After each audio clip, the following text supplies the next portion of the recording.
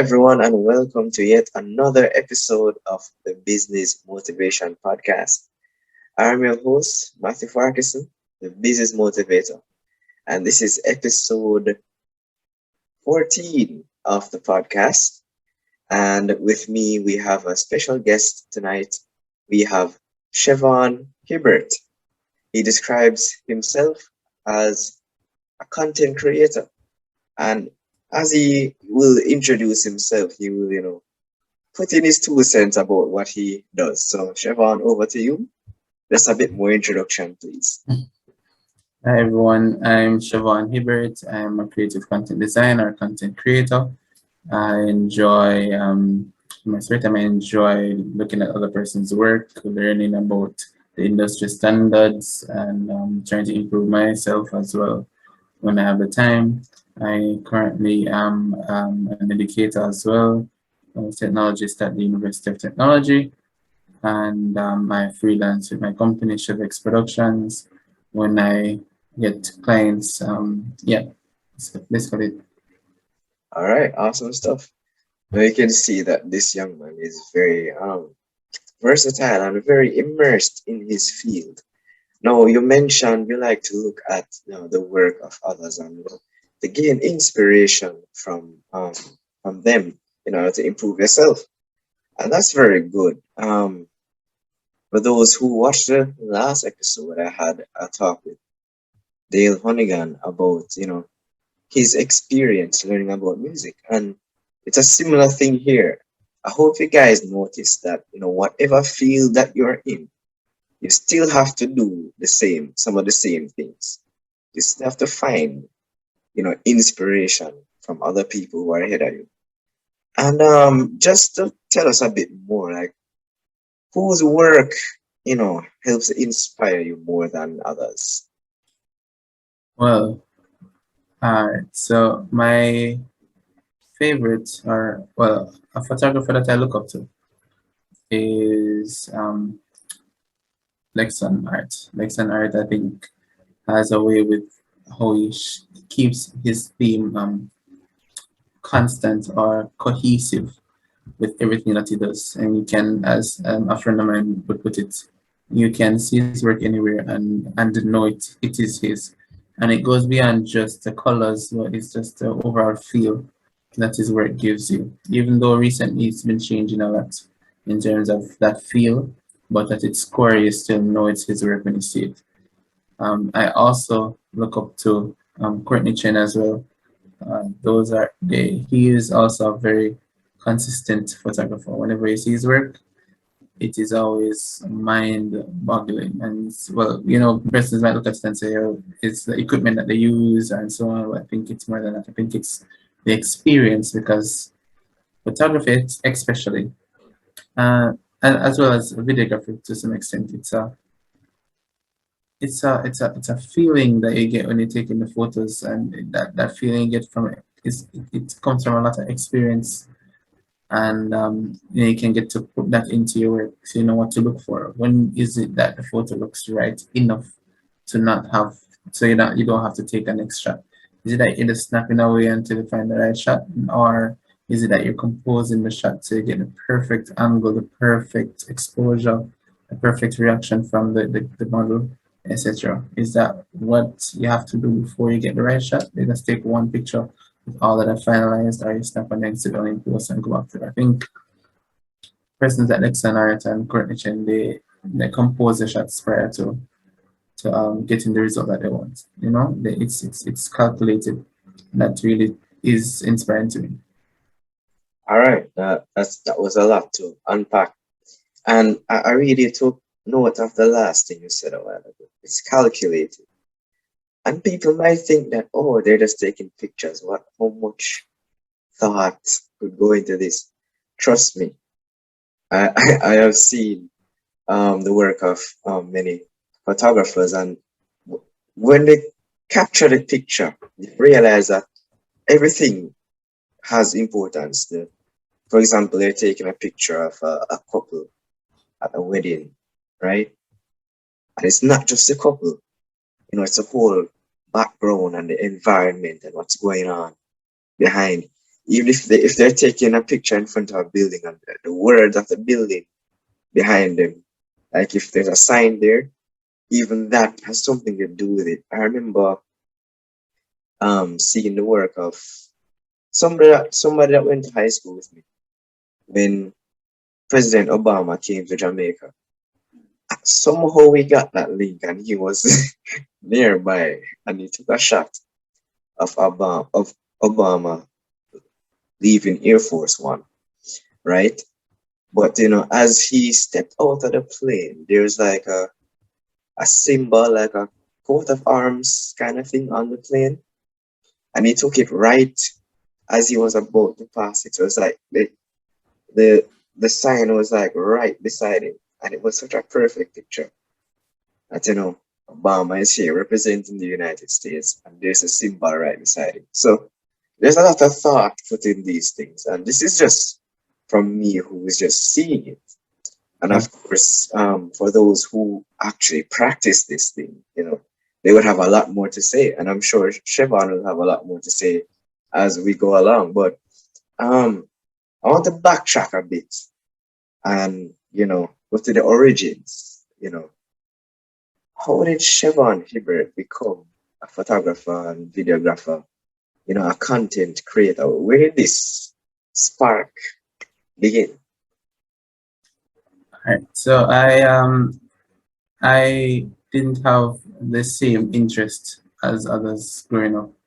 I was more interested in, as my father would say, animation, creating things. I liked to tell stories. In terms of, I would write a lot, and I would make up scenarios, do little shorts and poems, etc. And when I got older and kind of started growing out of that, I started to put my niche into something else, or yeah my time into something else, and that became 2D animations and After Effects. I started teaching myself After Effects in high school, about 10th grade or so. And while teaching myself After Effects, I realized my computer couldn't manage it at all. I used to spend about 3-4 hours trying to render something about a 2 second clip, and days trying to render something that's like 10 seconds. It will take like a day or a couple That's days. Well, crazy. yes.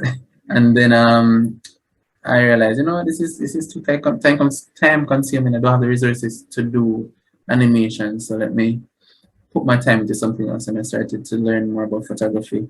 I didn't have a camera, I couldn't afford one, but my mom had an old Olympus point and shoot camera that she really wanted a camera. She loves photography, but she would not learn. She refused to learn. So I said, let me take it up and try. And I started to practice with it, tried to take shots here and there. They didn't look so great. Sorry, Um, Siobhan. I'm sorry, Siobhan. Can I just cut you off a bit? You mean the old Olympus camera that had the film in it, or is not no, that? man, no, not that old. Oh, Not that old. It was the point and shoot. I don't remember what the name of it is, but it was very small, very, very small. And yeah, and it had the video capabilities as well. And I used to watch a lot of Video Copilot, Andrew Kramer at the time, and he was is a motion graphic designer who does a lot of work now for films and so on. But then it was really more small time, and he had tutorials on YouTube and so on, and I used to watch the tutorials and try to create them. My computer couldn't manage it, so I said, let me pause this and focus more on trying to get the video part done. And I started to video my friends who weren't really happy about it, and then I started trying to find ways to make it, and I started putting up videos on YouTube, which were very embarrassing. I had to delete a couple a few years ago, and I saw them and was like, oh, shucks, this is still online. I hurry up and pull them down very quickly, and mm, yeah, so I taught myself a lot. Then I applied to go to Full Sails University, which is that prime university that if a content creator wants to go, but I got through and I got the school fee, and it was 72,000 US dollars at the time. And I was like, whew, yeah, but like, but like most of the Adventist students at the time, I also applied to NCU as well. Yeah, I knew from a young age that I wanted to do sound engineering, audio engineering, and animation. The photography thing was just a hobby to me until I could get the resources to actually do the animation that I wanted to do and the motion graphic that I wanted to do. Anyways, I started NC. I went to the IT, thinking that was the field to go in. And Miss Axelman at the time was a chair. She saw me and she said, "Why are you going to IT? No, I think you should be in our department." Without she didn't know me from Adam, she just saw me and my dad, and she just said it to me. "I think you should be part of DCS." You look at the DCS there, and so I went to DCS. I tried to minor in IT as it was recommended to me, but for some reason the IT part was wouldn't work. It's like God just put every roadblock in the way, coming not to the IT, and so I started. So while I was at school, I wasn't really interested in what was being taught. Most of it I already seen on YouTube, so I felt like a waste of time. In terms of the technical part of it, the writing part, I really struggled with in terms of news and so on. That was my interest at all. Well, I had to do it to graduate, so I had to just buckle down and fight it. But I used to spend the evenings when I get home studying, looking up log profiles, learning hyperphysics as it relates to whole lens work, understanding chromatic aberration. I used to know how to calculate fringing, understanding how the light works in the lens, when it meets back at a certain point to reduce chromatic aberration and all that. It used to be very interesting to me, and I started disliking school because I wasn't being taught what I thought I was going to university to learn. It was just very basic. But at night I used to stay up late, and that used to bring comfort to me. But I still could not take a picture because I didn't have a camera. I couldn't afford one, and NCU school fee make it worse. We couldn't afford one. I was I was even working at the media group, and if you know NCU, when you get paid at NCU, you can't get the physical money. That is sent to your IB, and you can use it to make on-campus purchases. So yes, and if you accumulate a certain amount of money, then you can get a percentage of that money. But you couldn't pull all the money out from your account. You can only use it to pay a school fee or buy things in the cafeteria, etc., etc.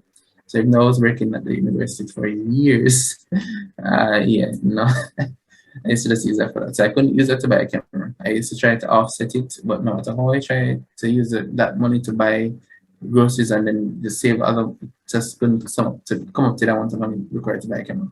So I got desperate and I reached out to a church brother of mine who was working for Google at the time.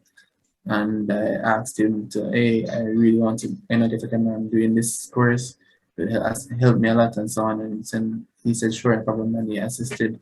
And I saved up the rest, what I could, and my aunt as well jumped in and they helped me to get a camera. And it's my first camera. When I got the camera, I already knew how to use the camera before I got it because I was studying all the time. But that still didn't translate into me taking a proper picture because I knew the theory, but to the practical, I could not use it. The person at the church, he was studying at NCU as well. He had graduated and he had bought his camera, and it was an older version, older camera thing. I didn't mind. We went to a concert. It was Aka Fest in 2012 or 2013. It's Really? either Aka Fest or Aka Praise. And he gave it to me and said, just go and snap some pictures. And I was so excited. I was like, what? No, I didn't know how to use the camera at the time. But I started playing around with it and I started taking pictures. And persons in the audience were like, why are you taking pictures? And he was like, no business with them, just take pictures. And I snapped for the entire time, entire night, I snapped pictures. And that even fueled the interest more. So when I got to save now, years after that, and get my own camera now, I already knew because at that time I knew it was difficult to take a proper picture. So I was studying, using my time to invest in that knowledge. And yeah, I started to deviate from audio because I was heavily involved in audio at the time. But I just found this love for visuals as well. Instead, yeah. For those who are watching, I kind of summarize all of that, so you're gonna have to rewind and just watch the whole thing again. But you made a very interesting point that I noticed when you said that you still found it difficult to take a picture, and you still knew that it was difficult to take a proper picture.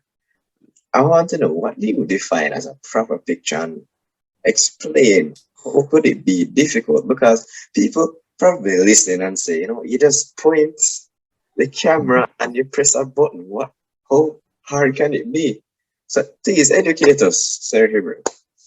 Right. So for me, a picture should tell something about you as a photographer, about the subject, as well as about an overall message behind it. Even as it relates to a portrait, that's why I don't post a lot of my work. Because if I don't, if I can connect to it, I will not post it. And I've taken hundreds of pictures for a lot of persons. But if it's not that picture, I will not post it. Um, a proper picture is the exposure is right, and not it shouldn't just be properly exposed. It should be correctly exposed for the scenario. So um, if I'm taking photos for a campaign that has to do with let's say don't be that guy, which don't be that guy would be about guys who cat calls, who makes women uncomfortable, all of this. If I'm taking photos for a campaign like that, I would not want the photos look, pretty. I would not want the men being photographed to look like they're innocent. I'd want it to look more grungy. I'd want it to feel that way. I want to light it that way. I'd want to take it in angles that would suggest that men are making women feel like less of a person. So meaning if I would have to shoot from a lower angle so that guys appear taller or bigger than the woman, and shoot the women at a higher angle so they appear smaller or whatever the case may be. Um, and if I want to send, let's say like the gospel, and we're trying to bring people like a revival. If I'm going to take photos for revival, I would want the person who is supposed to be on the flyer to be well lit, everything nice, the person can see them and look appealing. But if I'm doing a concert now and I want them to look more attractive, I would light them differently. I would have, more contrast between light and shadows, etc. So a good picture is where you can have everything ideal for the scenario, not just a pretty picture. Wow. Very good explanation. Very detailed explanation. So it basically should tell a story, It should convey some type of message, and to make the message stronger just by shifting up the lighting and whatever. I guess if people want to find out the more technical stuff, they would have to contact you personally. The links to his social media will be in the description, guys, because we can't go through all of those technical stuff right here on the podcast. But thank you for that. Really learned something there. That's powerful. So they say a picture is worth more than 1,000 words. A proper picture is worth more than 1,000 words. Yes, so we're changing that here on the Business Motivation podcast. So I'm sure it felt really good when you finally held a camera that you bought with your own money and you say, yes, now do road now, I hate this. Help money. Right. But I mean, that you had the equipment, to do what you wanted to do. I'm sure that was a good feeling. But did you start off guns blazing? Did you hit the ground running or what? Okay. All right, so As let's run us through it. a photographer, the first job is the hardest. My first wedding, that was first event that I did, a wedding, the job writing. I did with the same person that gave me the first camera to hold to shoot, the first person. Okay. I did it with him. That's Pastor Brown, Ranger Brown, and we went Yeah. to this wedding in Manchester, up in the hills. A nice, expensive looking wedding, and I went as his assistant. No, he had so much faith in me, and I was lost. I was just regurgitating what I learned online, and I was when I got home and I sat in front of the images, I was like, wow, I know nothing. Like, and when the presses love the pictures, they were like, yeah, the pictures are very. I was like, no, no, this not. something wrong. It doesn't look like anybody could have used a phone and take it. It's just like it's like a better quality, but in terms of the image itself, it wasn't it. It wasn't it at all. And so I started studying more, dabbling more, and then I got another work with him. But I was always thanking the Lord that is actually me and somebody else. So I am just the backup, and he's the main photographer. And then when a friend of mine from church, he asked me to do his wedding for him. No, he came to me and he offered, and this time it was actually money. He's paying me because before I was getting a cut, but not not a lot of money. I wasn't doing it for the money. I was doing it for to learn. So when he offered me money, I was like, oh, sure. Say, yeah, man. I said the work and then want to take pictures for him, and he Pressure had that, actually repeat. pressure that, no, you know. Yeah, man, pressure. And what happened was his wife at the time, she didn't know me as she didn't know me as a photographer. I knew her though, but she didn't know me as a photographer. So she said, well, she hired her own photographer as well as a videographer and thing. And, and he said, him not know about them, but he know me. So him hired me. So I was supposed to focus on him and the others focus on, them. So they were the main. No, so at that we didn't know. Before it, I had a kit lens, and another church brother, I asked him, he had offered me to test out his lens, which was a 35 millimeter lens. And I tried it out, 35 millimeter f1.8. So for that wedding, it was the first time I'm using a prime lens. I read about it online and I know the capabilities, know how to use it and everything, but it was the first time using one. And at the end of the wedding, I mean, I was not necessarily bashed, but the main photographers, he was like pushing me to the way and saying, like, come out and shot him, all of this, and I set it up, and it was a bit miserable and not so happy about me being there. I didn't drive or anything either, so I had to travel with them, which added stress. So at the end of everything though, they only used my photos. They had major issues with the photographer, the main ones that got all the money. They had major issues with them. And yeah, up to this is still my images that I used. And that was the first time I did a wedding by myself. Um, Oh, yes. After that, I got more confident, but I kept that thought at the back of my head, like, yo, this is a person's life. Like after this, it's in sickness or in health till death do them part. I can't afford to mess up their work. So once in a lifetime opportunity. So whatever I get on that day will be over my shoulders and over them or theirs at the same time, forever. So I had to ensure that I keep that in my mind when I'm doing any form of wedding or anything like that, which has motivated me to improve. Uh, yeah, it's a terrifying, frightening thought. What's this? so the question is, can you, in the audience, those who are listening, can you work under pressure? Because that's a lot of pressure, you know. In the world of business, you have to learn how to work under pressure. Because trust me, the pressure will come. I did notice something very important that you said before when you had that first wedding and you looked at the pictures, and even though everybody else was liking the pictures, you weren't happy with it.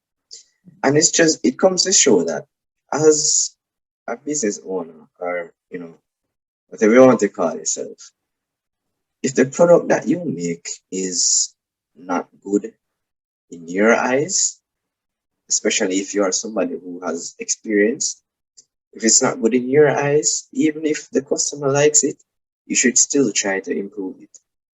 Don't just say, oh, the customer likes it and you just put your hands in the air and say, no, I'm good. No, you have to keep putting more into it, because at the end of the day, as Chevaughn rightly said, this is somebody's life, or however, whatever product that you're producing should be impacting somebody's life in some way, right? So even if it's not photography, whatever you are doing, it is somebody's life, and you have to make a positive impact on that person's life because, especially in the age of the internet, if whatever you're doing is on the internet, it pretty much stays there.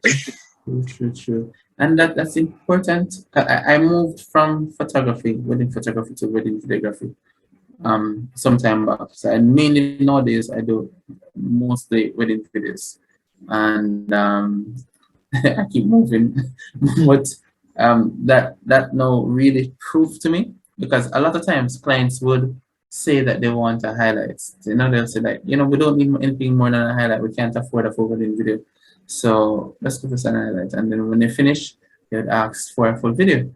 It's like, but this now I'm not wants it. And when they ask for it, like an hour worth of stuff, I'm like, no, yeah, you paid for a highlight. And they're like, okay, so fine. No, I want a full wedding video. But we already shot an highlight. We can't just pull the things out of thin air. Um, and that really concretes to me that they're going to know normally brides.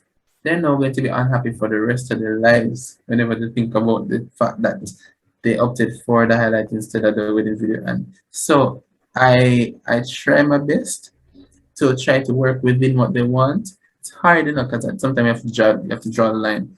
Um, but it really concretes in my mind now. And recently, I think, no, well, last year, a friend of mine asked me for a sample wedding video. So that's just, a friend of hers wanted somebody to do a wedding video, so she asked me for samples. So I sent her, and she was like, "You have any more?" And I kept sending her. I sent her about 4 or 5. And she was like, "Oh, this was the last one that you did." And I said, "Yes, that was the most recent one." She was like, "Well, I can see the difference." She said that she could see each one getting better progressively. Um, and I was like, "Wait, were the others bad?" She was like, "No, they're not bad, but she could tell that they're being improved upon." And I think that stuck with me. So every time I'm like a Mr. Beast, try to outdo yourself every time, no matter how good you think it is or out of the norm, it should be improved. Last I had 2 weddings, one last week and one the week before, and the one for the week before, when I sent it off to the client, she was saying, she asked me if I had OCD, so I asked her what. She said because I insisted on everything going perfectly in order, because if it just feel off, looking back on the day 20 years from now, they must see it and know exactly what happened on the day, considering that they actually want opt for that service, because a lot of times people don't know what they want, and it's as up to us as the client, as the service providers, to ensure that their thing looks good and we also look good at the end of the day. All right, awesome. You really did release a few gems there. And I hope those who are listening to this podcast are really picking them up because it's really important. One of the things he mentioned is that, you have to draw the line, right? So don't just do anything just because the customer wants it and you want some money. No, you must set your boundaries. And this applies to any relationship. But we're not gonna open the can of worms. All right. But learn how to negotiate, man. And you have to negotiate in a way where it benefits you as well. It's not, yes, it's about the customer, but it's about you as well because you make money. So you have to negotiate in a way that benefits the two of you. I know that can be difficult and you're gonna have to use up those soft skills, but it's just the name of the game. All right. So I do have maybe like 1 or 2 questions for you remaining. All right. So one of the questions I wanted to ask is, so many people out there doing photography. I personally know, I can name like 4 from the top of my head, like people I actually know, right? And so, I mean, how do you remain, competitive despite this being such a market? Yes, how I stay competitive in the market. I don't think I've ever tried to be competitive. I have told many persons to use another photographer because the style that they're looking for is not what I can produce. A lot of times I've sent persons to others. I've compared and said, hey, if this is the style that you're looking for, I think you should go with what's his name again? There's a friend of mine. Well, yeah, Anelia contracts, or if you want to go with James Mitchell, located, or you want to go with somebody else, maybe, you know, I've never thought of photography as a sport or something to be compared. I just love taking pictures. I love creating. So I've never fought for a job to the point where I don't think I charge enough in a lot of cases. I've I've been cursed out by colleagues for not charging or even taking payments for a lot of stuff because it was never about money. It's just about love, and I'm learning now. I'm trying to restructure how I'm doing things to start actually taking, charging properly if I want to make this into a proper business that is lucrative and not just doing it for love and then just, it can, because at first that's how I was. I started to make things, block it out and say, hey, it's a business, I would need this amount of money for my time, etc., etc. I found myself not changing price for the last 3 years, and it's to the point now where I'm not making profit in a lot of cases. Um, and it has turned out to bite me recently because they stole my car, my equipment, and so on in it, and it kind of really opened up, my mind to it to say, oh, I've been working so long and I can't replace the things that are gone because so I'm working on fixing things up, but being competitive is never a goal for me. Yeah, I just love Ah, yeah. okay, I was not expecting that answer, to be honest. And that's why it's so good to talk to different people because you get different perspectives. Now, something you said though was very important. You said there are different styles of photography. Now, again, I wasn't really looking into it that deeply. And of course, there must be different styles of photography. Any kind of art you have, whether you paint or you do music. Speaking of music, check out episode 13 with Dale Hoonigan. All right. Right. So there are always different styles. So, it really makes sense. And so your style will always appeal to someone. But in terms of the thing you said about pricing, yes, I agree with your friends. They they cursed you out, and I would have done the same, to be honest. My Um, sister especially. yes, yeah, good friend of mine as well. And I mean, it's good that you are beginning to listen, right? Because at the end of the day, we who would curse you out, and those who have, they're really looking out for your best interest. And for those who are listening on the podcast, sometimes you might hear somebody cursing you out and you think, oh, it's a fight against you. No, we're trying to make you better. We're trying to make you realize certain things. And Chevaughn has shown that, he's very good at what he does. But he's not perfect, just like everybody else here. And we have all made business mistakes before. And I do commend you for, coming on this platform and confessing that so that, those who are listening don't fall into the same trap, you know, because even though it's about the passion and about the love for the thing, it's about making money as well. And you recently got married, right? Yes, last year July. All right. And I know that you're in this new married lifestyle. Congratulations, by the way. Just want to publicly do that here. We support those things here on the Business Motivation Podcast, right? Marriage is not cheap. I tell people all the while. Trust me, trust me. So now is the time for you to, really listen to your friends and and Yes, I really hope you do make massive improvements in your finances, right? And of course, you say you're always studying, so I know your skills will improve, all right? For those who want a photographer, get this guy. He's always studying and he really loves what he does, and he will have high standards for what he does. All right. So yes, free promotion. I don't mind.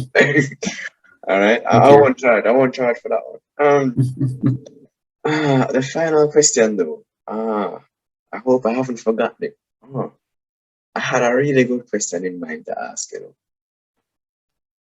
Yes, for the future though. So apart from fixing the whole charging of your services and stuff. So apart from that, where do you envision this business of yours in the near future, within the next 3, 4, 5 years? I've always thought about it as a family business. I've been trying to get my family involved. They're not interested at all.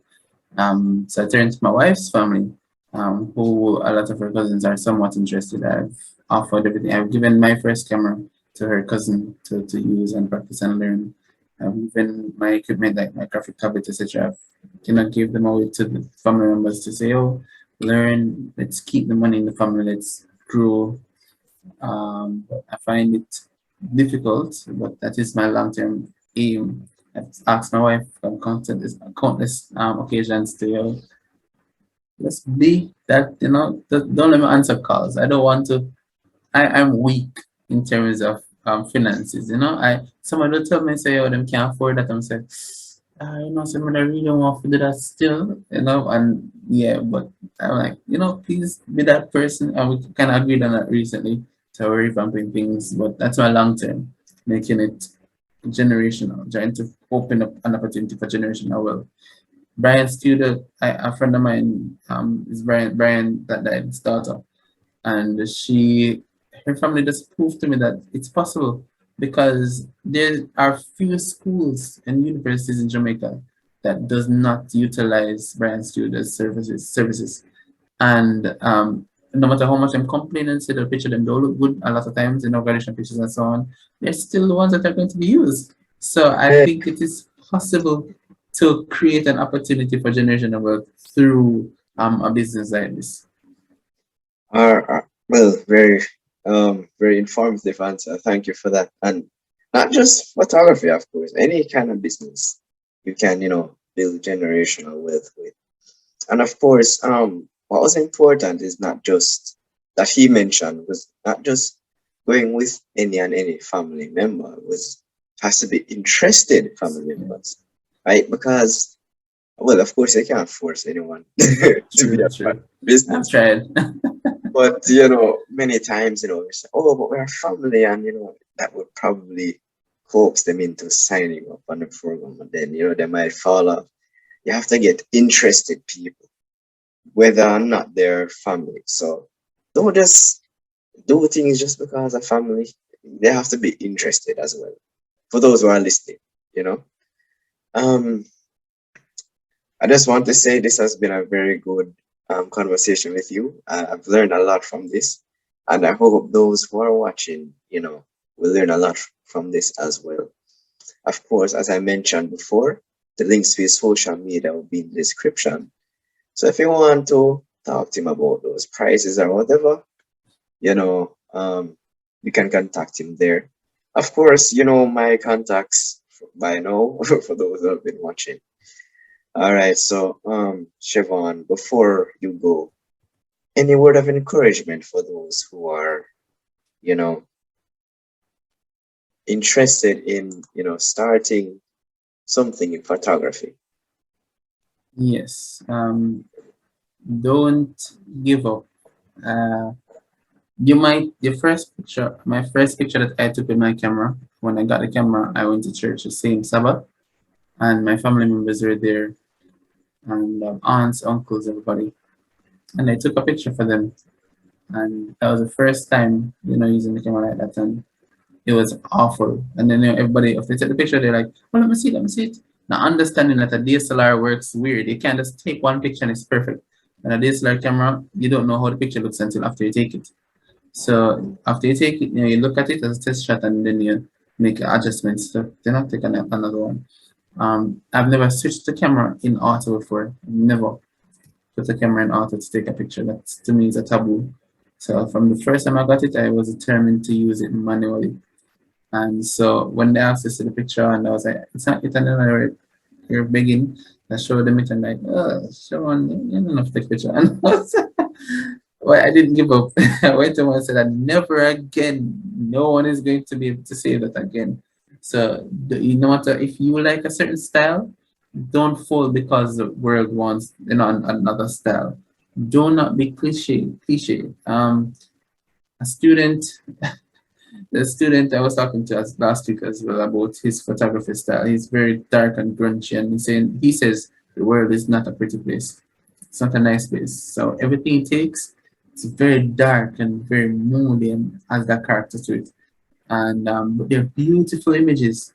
When he takes a picture of a woman, you not want to put that woman that picture as a profile picture, you know. But the picture does tell a story, and it is beautiful in its own right. But it's grungy and hard. As opposed to Lexan, located. When I did a wedding with him, and I was like, this guy's nuts. He's insane. There's no way you can do a wedding without a flash or some form of strobe. There's no way. And when I saw the wedding after, I was like, oh my word! It was beautiful, and that was his style. I didn't know people were comfortable with seeing images like those. I thought those were taboo. Not properly exposed. All of this. No, it is whatever you want to do, whatever you feel is right with you and you. You should go for it. You should work hard and improve and study. Keep studying. Don't stop studying. All right, awesome stuff, Siobhan. Really important information there. Whatever you have in here should show in every picture. All right, and not just for photography, music, whatever art style, whatever you do, authenticity is key. When we look at that picture, we can say, Chevaughn took this picture or whoever else. There's identity in everything that you do. All right. So, if anything else, if you have missed out everything else, do not forget authenticity in business. All right. Which is very important. And of course, draw the line, learn how to negotiate. All right. Amen. And of course, always stay motivated. And as Chevaughn says, never give up. All right. So this is it for episode 14 of the Business Motivation Podcast. Really hope you enjoyed the show, and I hope you really learned something from what we have discussed. And Chevaughn, take it away. Say goodbye. Bye everyone. Remember we have 7 Adventist discounts for members of the church. There's 10% discount. Keep that in mind. And yeah. All right, free promotion again. No worries. All right, so you heard that. So you know where to go next. His links will be in the description. All right, we'll see you for the next episode. All right, peace out. Bye everyone.